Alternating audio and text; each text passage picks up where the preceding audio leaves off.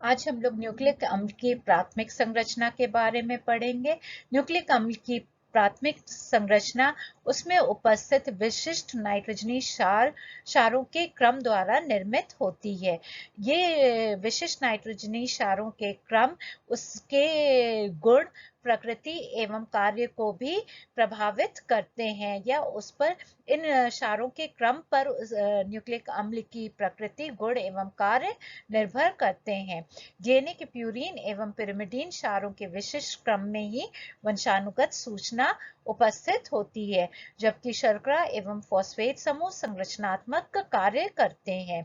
Nucleic अम्ल एक बहुलक है जो कि न्यूक्लियोटाइड एकल इकाई से निर्मित होता है।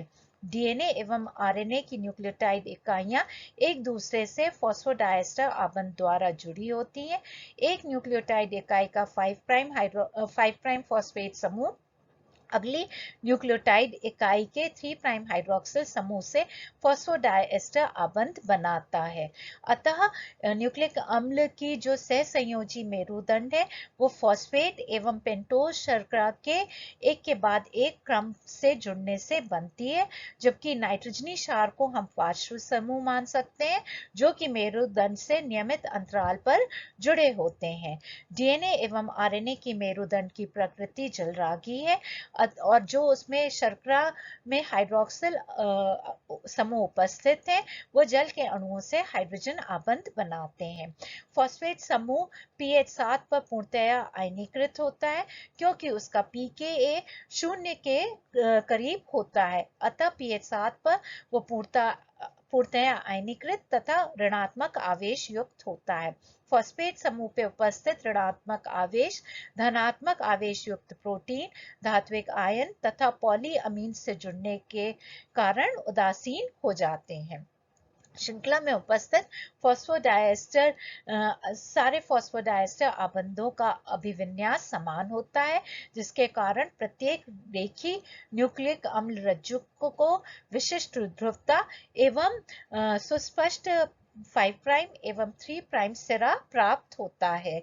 5 प्राइम छोर वह होता है जिसके 5 प्राइम स्थल पर कोई भी न्यूक्लियोटाइड उपस्थित नहीं होता है और 3 प्राइम छोर वह होता है जिसके 3 प्राइम सिरे पर कोई भी न्यूक्लियोटाइड उपस्थित नहीं होता है। अन्य समूह मुख्यतः फॉस्फेट एक या दोनों छोरों पर उपस्थित हो सकते हैं। इस चित्र में डीएनए एवं आरएनए की प्राथमिक संरचना दर्शाई गई है।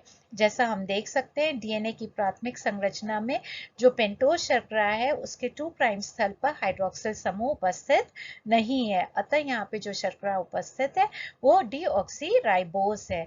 और ये भी देख सकते हैं कि दोनों डीएनए एवं आरएनए में विशिष्ट सिरे हैं 5 प्राइम एंड और 3 प्राइम एंड, और न्यूक्लियोटाइड जो हैं वो एक दूसरे से 5 प्राइम 3 प्राइम फॉस्फोडाइएस्टर आबंध द्वारा जुड़ी हुई हैं। डीएनए एवं आरएनए की जो सहसंयोजी मेरुदंड है उसमें उपस्थित फॉस्फोडाइएस्टर आबंध का जल अपघटन नॉन एंजाइमेटिक जल अपघटन होता है। परक नली में क्षारीय माध्यम में यदि हम डीएनए और आरएनए का विलयन लेते हैं तो आरएनए शीघ्रता से जल अपघटित हो जाता है। उसका मुख्य कारण ये है कि आरएनए की शर्करा के 2 प्राइम हाइड्रोक्सिल शर्करा में 2 प्राइम स्थल पर हाइड्रोक्सिल समूह उपस्थित है, जबकि डीएनए की शर्करा में 2 प्राइम स्थल पर हाइड्रोक्सिल समूह उपस्थित नहीं होता है, इसलिए आरएनए शीघ्रता से जल अपघटित हो जाता है। इस प्रक्रिया में क्षार की उपस्थिति में आरएनए जब जल अपघटित होता है तो चक्रीय 2 प्राइम 3 प्राइम मोनोफॉस्फेट न्यूक्लियोटाइड मध्यस्थ के रूप में या क्रिया के प्रथम उत्पाद की तरह बनते हैं, जो शीघ्रता से जल अपघटित होकर 2 प्राइम एवं 3 प्राइम न्यूक्लियोसाइड मोनोफॉस्फेट बनाते हैं। फिर न्यूक्लिक अम्ल का न्यूक्लियोटाइड क्रम स्कीमेटिक रूप से दर्शा सकते हैं। इसमें चिन्हों द्वारा 4 मुख्य डीऑक्सीराइबो न्यूक्लियोटाइड को दर्शाया जाता है। क्षारों को ए, जी, टी तथा सी से दर्शाते हैं।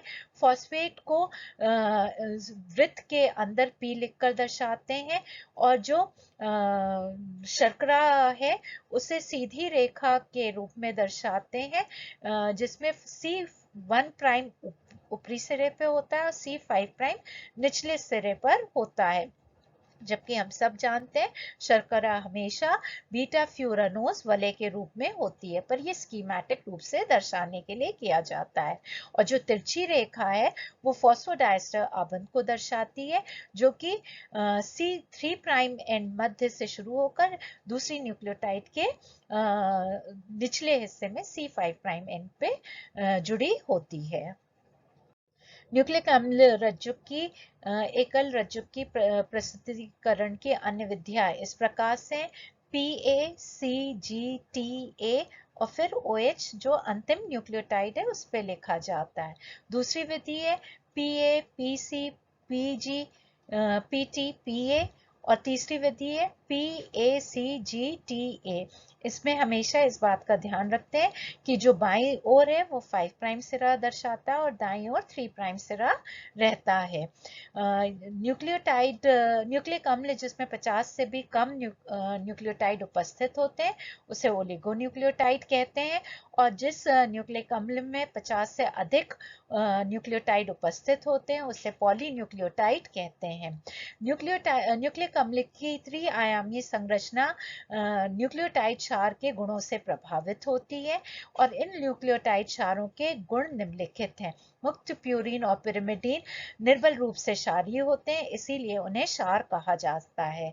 प्यूरीन और पिरिमिडीन अत्यधिक संयुग्मित पदार्थ हैं, इस कारण से यूवी प्रकाश अवशोषकता दर्शाते हैं। वलय के परमाणुओं के मध्य अनुनाद होता है, इस कारण से आबंधों पर द्विआबंध चरित्र उपस्थित होता है। पिरिमिडीन समतल अणु है जबकि प्यूरीन लगभग समतल है पर उसमें थोड़ा पकड़ पाया जाता है। मुक्त प्यूरीन और पिरिमिडीन क्षार जो हैं वो माध्यम के पीएच के अनुसार दो अथवा दो से अधिक टॉटोमेरिक रूप में पाए जा सकते हैं। पराबैंगनी अवशोषकता दर्शाते हैं, वह 260 नैनोमीटर की तरंगदैर्ध्य को अवशोषित करते हैं। प्यूरीन और पिरिमिडीन जल विरागी हैं, अतः वह उदासीन पीएच पर जल में अविलय होते हैं, पर यदि माध्यम का पीएच परिवर्तित करते हैं, क्षारीय करते हैं, तो उनकी जल में विलयता बढ़ जाती है क्योंकि उन पे आवेश उपस्थित हो जाते हैं। न्यूक्लिक अम्ल की संरचना के लिए जो न्यूक्लियोटाइड हैं उनके मध्य दो अन्योन्य क्रियाएं महत्वपूर्ण होती हैं। पहली है जल विरागी चित्तीकरण पारस्परिक क्रियाएं, बेस स्टैकिंग इंटरैक्शंस। दो या दो से अधिक जब क्षार एक दूसरे की चोटी पर राशिकृत होते हैं तो इन्हें जो बांधे रखने वाले बल हैं उन्हें वो हैं वैन डर वाल्स बल एवं डायपोल डायपोल इंटरैक्शन। यही जो अन्योन्य क्रियाएं हैं इन्हीं को मिलाकर जल विरागी चित्तीकरण पारस्परिक क्रियाएं बनती हैं और ये बेस स्टैकिंग इंटरैक्शंस कहलाती हैं। जो चित्तीकरण पारस्परिक क्रियाएं हैं वो क्षार का जल से संपर्क न्यूनतम कर देती हैं और करने में सहायक होती हैं।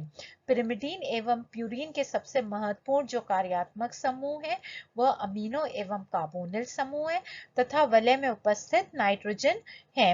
हाइड्रोजन आबंध जो बनते हैं वह अमीनो एवं कार्बोनिल समूह के मध्य बनते हैं। हाइड्रोजन आबंध न्यूक्लिक अम्ल के दो रज्जुकों के मध्य पूरक रूप से जुड़ने में सहायक होते हैं। कॉम्प्लीमेंट्री बेस पेयरिंग इन्हीं के द्वारा होती है। डीएनए की द्वितीयक संरचना। इस डीएनए की द्वितीयक संरचना के बारे में महत्वपूर्ण सूचना अर्विन चागाफ के कार्यों से प्राप्त हुई। उन्होंने कुछ निष्कर्ष निकाले प्रयोगों के द्वारा। उन्होंने सिद्ध किया कि भिन्न जीवों के डीएनए में 4 न्यूक्लियोटाइड भिन्न अनुपात में पाए जाते हैं तथा कुछ न्यूक्लियोटाइड की मात्रा एक दूसरे से संबंधित है। उनके जो ऑब्जर्वेशंस है वो इस प्रकार से, एक स्पीशी के डीएनए का क्षार संगठन दूसरी स्पीशी के क्षार संगठन से भिन्न होता है। फिर दूसरा ऑब्जर्वेशन है, एक स्पीशी के भिन्न ऊतकों से प्राप्त डीएनए का क्षार संगठन समान होता है। तीसरा है, किसी भी स्पीशी के डीएनए का क्षार संगठन उस जीव की आयु पोषण अवस्था अथवा वातावरण में परिवर्तन से परिवर्तित नहीं होता है, वो हमेशा समान रहता है। किसी भी स्पीशी और अंतिम जो चौथा है वो किसी भी स्पीशी के कोशिकीय डीएनए में एडिनोसिन अवशिष्ट की संख्या थाइमिडीन अवशिष्ट की संख्या के बराबर होती है, अर्थात A is equal to T। और जितने गुआनोसिन अवशिष्ट है उतनी ही संख्या साइटिडीन अवशिष्ट की होती है, अर्थात C is equal to G। तो इस संबंध से ये निष्कर्ष निकलता है कि प्यूरीन अवशिष्टों का धनात्मक मान पिरिमिडीन अवशिष्टों के धनात्मक मान के बराबर है। A plus G is equal to T plus C। इन मात्रात्मक संबंधों को चारगाफ नियम कहते हैं। इस चित्र में डीएनए की द्विकुंडलाकार संरचना दर्शाई गई है। जैसा हम देख सकते हैं, दोनों जो रज्जुक हैं वो प्रति समानांतर हैं, एंटी पैरेलल हैं, और जो डीएनए का डायमीटर है वो 20 एंगस्ट्रॉम है। इनमें इनकी सतह पर एक मेजर ग्रूव और माइनर ग्रूव उपस्थित होता है। दो न्यूक्लियोटाइड के मध्य की जो दूरी है वो 3.4 एंगस्ट्रॉम है, और यदि ये इनका जलीय विलयन है डीएनए का, तो एक हेलिकल टर्न में 10.5 बेस पेयर होते हैं, और इसमें जो एक हेलिकल टर्न की जो लंबाई है वो 36 एंगस्ट्रॉम होती है। फ्रैंकलिन और विल्किंस ने डीएनए का अध्ययन एक्सरे डिफ्रैक्शन तकनीक के द्वारा किया। उन्होंने निष्कर्ष निकाला कि डीएनए कुंडलाकार है तथा इसकी अपनी लंबी अक्ष पर दो नियमित अंतराल होते हैं, एक 3.4 एंगस्ट्रॉम पे और दूसरा 34 एंगस्ट्रॉम पे। इन तथ्यों तथा चारगाफ नियम को ध्यान में रखते हुए वॉटसन और क्रिक ने डीएनए का द्विकुंडली प्रतिमान प्रस्तावित किया।